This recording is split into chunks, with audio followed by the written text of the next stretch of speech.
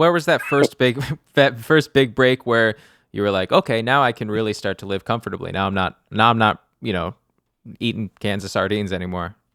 Yeah, well, the SNL thing was such a blessing, and wow.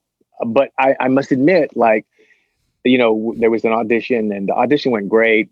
Uh, but even then, I was only booked for like the first three shows because I think there's a union rule where if someone is employed past the third show, then sort of, you can't just fire them like they get the season, or you can let them, unless they just don't show up or show up drunk or something like that. Yeah. So anyway, so even when I got the gig, there was like this 3 week thing of like, well, can this guy not crack when the cameras are on and millions of people are watching or all that, and so then when I had the gig, I was like praying, like, oh man, if this could last, what if this lasted 3 seasons? Wow, that would be amazing. I could save a little bit of money and stuff.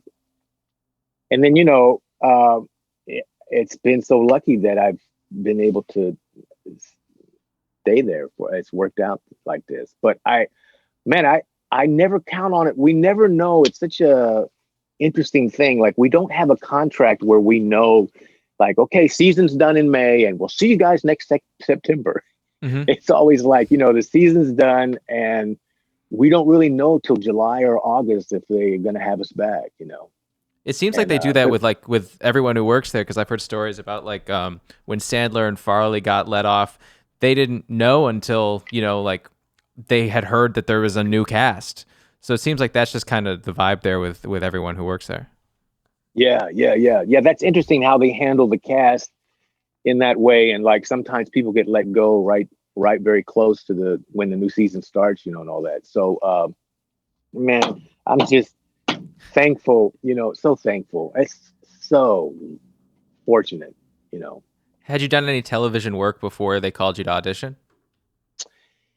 Uh, no, there'd been some videos that were made with that guy John Eddy, and some different things to promote one of his records. But no, it was an audition for GE, and it was me, GE, and the bass player Paul. It was at SIR, and man, he would just start playing, and you just had to get down with him, Hmm.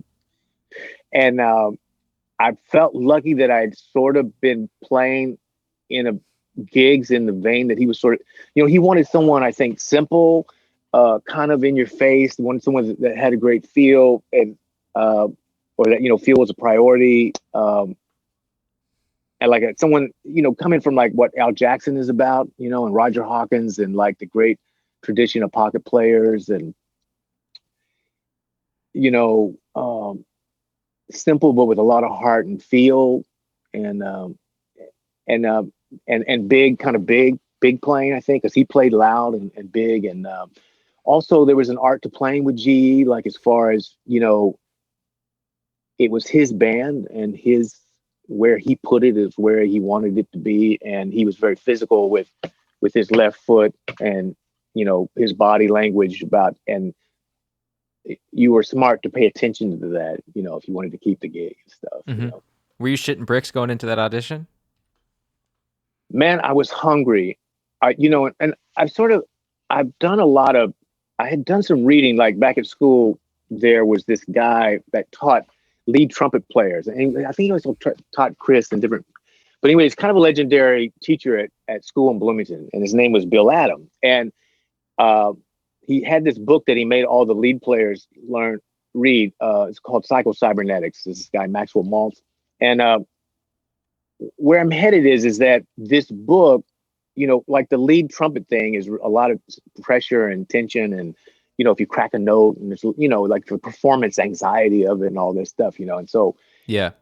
I had read that book because I heard that he was recommending it, and so I had put a lot of effort into trying to be strong inside about things like this, and like, so the audition, I was more like inspired to go in and just try to nail it, do great, and So I felt really positive about it. And then after it happened, I knew that it had gone, it felt like it had gone really great, Hmm. and then, um, so I was nervous, but also incredibly hungry to do a great job. I mean, I knew the gig could be great. I really had a lot of hunger about it.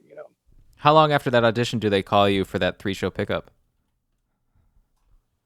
I guess it was within 2 weeks, but I think they heard some other people, and then stuff. But I do remember when it did get the call that it was happening. It was just for the first 3 shows, and then you had to show that you could handle the whole thing up there with that. But man, I guess if I hadn't done some of that work about having inner confidence about not cracking under pressure, I'd sort of Hmm. put time into like I knew, the drum thing is really a hot seat. It's like it's it's the thing in the air that if something doesn't feel right, or is this a little too fast or a little too slow, and all this, and like having the temperament and the skills to know how to like sort of take charge of all those kind of situations and not let, if you're a drummer. I remember reading an interview with Roy Haynes. He said something about the strength, feeling your strength going out to the other people in the band. Like you can count on me, and I am the strong drummer. But what's interesting about that too is the two-way street of being really flexible, and being able to fit into situations and follow other people as well. And then having an instinct for knowing what's needed at what point, and like it can be even within one song, like taking charge in a chorus and then letting go and let some, it's so interesting, the dynamics of all this. But like, for instance, I remember stories about like Al Jackson and then Buddy Rich. They said that if you ever questioned them about a tempo, that they would kick your ass, or like a stick and throw it at you and shit. Like, man, I'm the fucking drummer. Don't Yeah. I, I versus I remember reading like an interview with Ben Riley. He was talking about playing with Monk, and he was talking about like the sort of the give and take and the sort of communicative family, loving thing about, this cat would count off a tune and maybe I would, and then, and it seemed like, passing food around the table almost, as opposed to like, this is my territory. And, and it's just an interesting how there's no right or wrongs, and there's so many gray areas of this, and depending on the situation. And then I think as a sideman, having to go into all these different situations and feel them out, having an instinct for that is a great survival skill.